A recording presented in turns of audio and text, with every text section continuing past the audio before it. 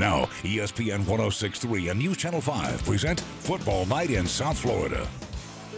Welcome to Football Night in South Florida Overtime! Welcome to Football Night in South Florida Overtime, everyone. I'm Paxton Boyd from ESPN 106.3. He is Jason Pugh, and we've now reached week 8, I should say, of the high school football season. Can you believe we're here already? I cannot. It's flown by so fast, and we've got a lot to get to tonight. Major playoff implications on the line tonight, and we've got you covered all the way from Palm Beach County up to the Treasure Coast. And we begin with our Football Night in South Florida game of the week. Forest Hill taking on Dwyer. Now, the Falcons came into this game with a perfect record intact, but the Panthers looking to change all that tonight.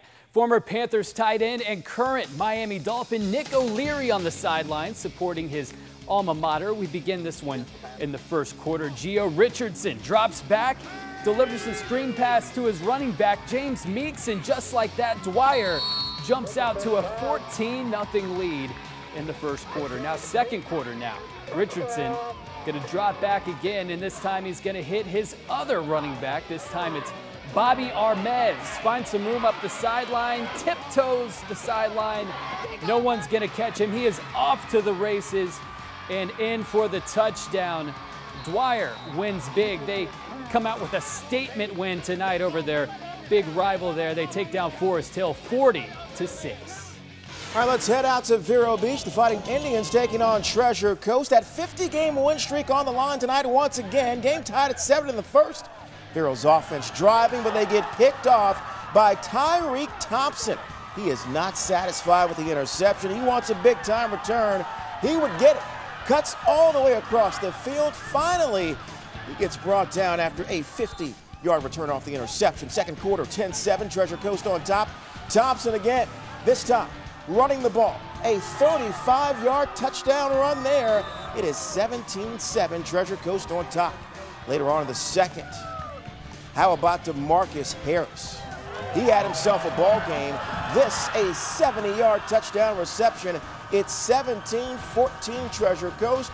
Almost at halftime. Harris, he is not done. Nice celebration there with the hurdle, the track. Is he a track star? He runs like it. We're going to find that out. He's at it again this time.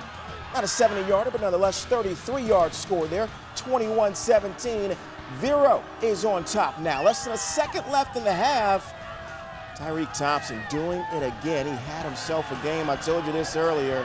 A 27-yard touchdown pass by Thompson to Joey Florgist. 24-21 at half. Treasure Coast is on top, but you know Vero Beach, man. They are a second-half football team. They come back to win this one 34-31. 51 straight wins now for the Fighting Indians. All right, SUNCOAST traveled all the way up to Fort Pierce Westwood. Our camera guy climbed a mountain to get that shot. 28-14, Fort Pierce Westwood in the third quarter now. Check out Jannard Jones.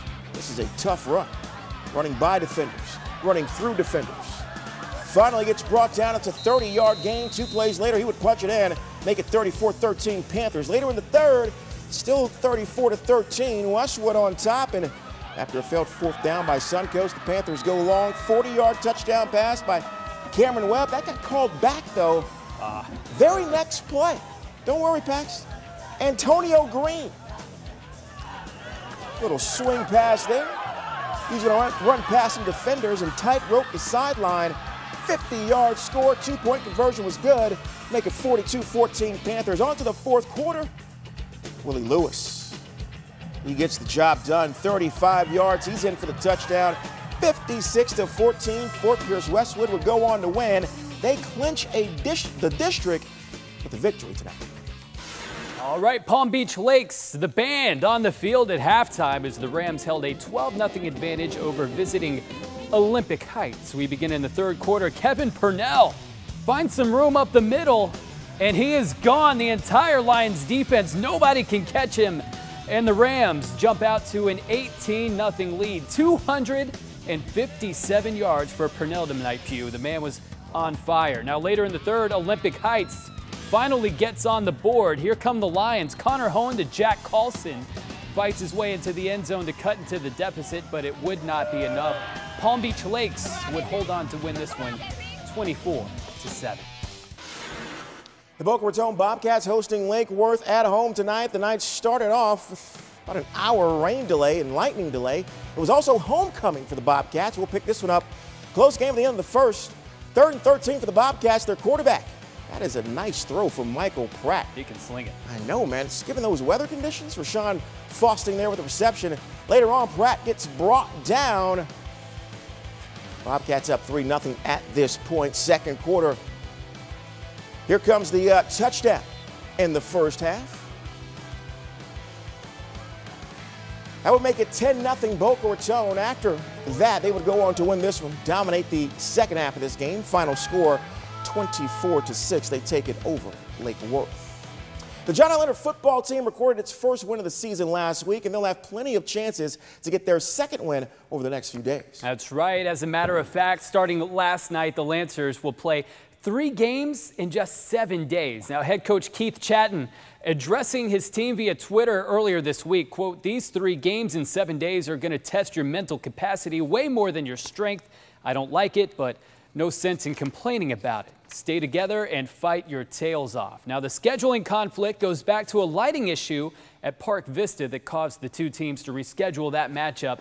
Chatton says he won't complain about his team's grueling schedule, but he is concerned about the health of his players over the next week. You asking kids to play, 3 games in a 7-day span.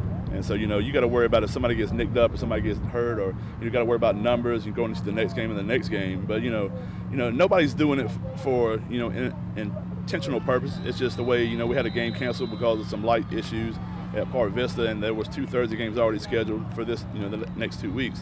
So there's nothing intentional about it. It's unfortunate. Now, Chatton and his Lancers were done no favors. Game 1 out of that 3-game stretch against number 2 Atlantic.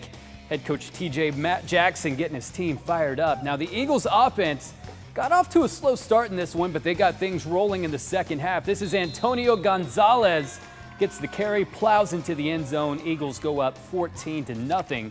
Next possession, this time Atlantic gonna air it out. Kalani Elimaliota launches downfield, hits Javon Jackson in stride for the big pass play. Just like that, it's 21-0 Eagles. And just before the half, the toss goes to Montage Joseph. Finds the edge and finds pay dirt as well. The Eagles win big tonight. They take flight over John I. Leonard, 42-0. They blow them out. Now let's take a look at a few other scores from around the area. Seminole Ridge, they were on the road, a tough task against number 4 Palm Beach Central. The Broncos playing really good football as of late. 27-14 the final there. Seminole Ridge did come back late. They dropped a touchdown pass with about 5 minutes to go in the fourth quarter. Paxton would have made it 27-21, but give Palm Beach Central credit for the win.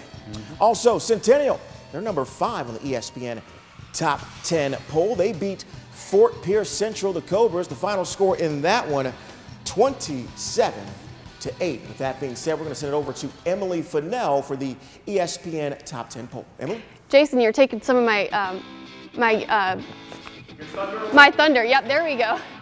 Couldn't even say it. Guys, it's week 8, like you said, in the high school football here in the Palm Beaches and the Treasure Coast. By now, teams are looking to finish on a strong note, and some of those teams might even be eyeing the coveted state championship title. Who knows? Time will tell. But now it's time to reveal the ESPN 1063 Top 10 poll. At number 10, we have American Heritage. The Stallions fell from 6 last week to 10. They traveled to Fort Myers to face Bishop Barat, where they lost 5-3. Gosh, game must have been hard to watch. Coming in at number 9 is Kings Academy. The Lions move up from the 10 spot. They took on Gulliver Prep tonight and lost 35-28. Moving up to the 3rd time in 3 weeks to number 8, Jude Blessington and his Forest Hill Falcons. They lost on the road tonight to Dwyer 40-6. Staying in at number 7, the Benjamin Buccaneers. They improved to 8-0 on the year. The Bucks defeated Calvary Christian Academy 31-13. Jumping up 2 spots to number 6 are the Pahokee Blue Devils. And number 5 through number 1 stay the same from last week. Centennial at number 5, they hosted Fort Pierce Central. Palm Beach Central at number 4, the Broncos defeated Seminole Ridge 27-14 at home. The Dwyer Panthers at number 3, like I said, they defeated Forest Hill 40-6. Atlantic Eagles at number 2. Last night, the Eagles defeated John I. Leonard 42-0. And for the 6th straight week, our #1 seed is the Vero Beach Fighting Indians. VERO continued their winning streak, 51 consecutive regular season wins by beating Treasure Coast tonight 34-31. That was a close one. And now for the top highlight of the night, let's send it back over to the guys. All right, thanks so much, Emily. The top highlight comes in the Treasure Coast Vero Beach game. It is Tyreek Thompson. He had himself a night despite the fact that his team lost. He finds Joey Florges, who hauls that ball in between two defenders. Check it out one more time. Nice move by Thompson to get himself open. Took the big shot there, Paxton and Emily. I like to see that. It's nice. My alma mater. Hey, right there. the alma mater is looking good. I thought they were possibly going to get upset tonight. The streak would end at 50. Had them on upset alert. But yeah, man. They proved me wrong. Nice job. one. Nice job by the Fighting Indians. That's going to do it for us tonight on Football Night in South Florida Overtime. Thank you so much for joining the show. I'm Jason Pugh for Paxton Boyd, Emily Fennell. Thanks so much for watching. Have a great night, everyone.